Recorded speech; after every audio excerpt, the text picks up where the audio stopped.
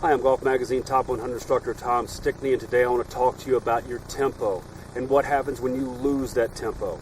You know, a lot of times people will come in here and they'll whip the club back or they'll jerk it down from the top, but the bottom line is when you lose your tempo, it's very, very difficult to find it again.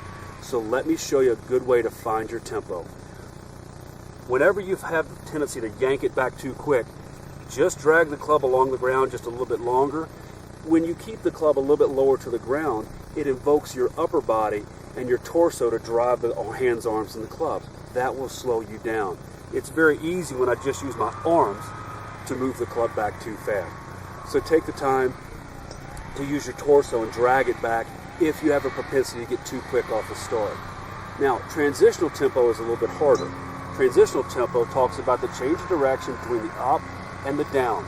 So if you get that transitional tempo and it tends to get a little quick, the easiest way I've seen to do this is to take a few practice swings and kind of pump it at the top and get that feeling of just 1, 2. And what I'm doing is I'm making sure at the top that when I come down, I'm letting the gravity kind of pull the club.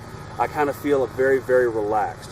So when I do that, I'm letting the club kind of gather speed.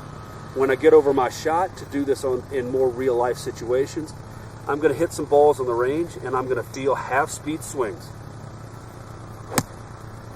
And when you have these half-speed swings, you'll really feel your propensity to jump at it or to whip it off the start.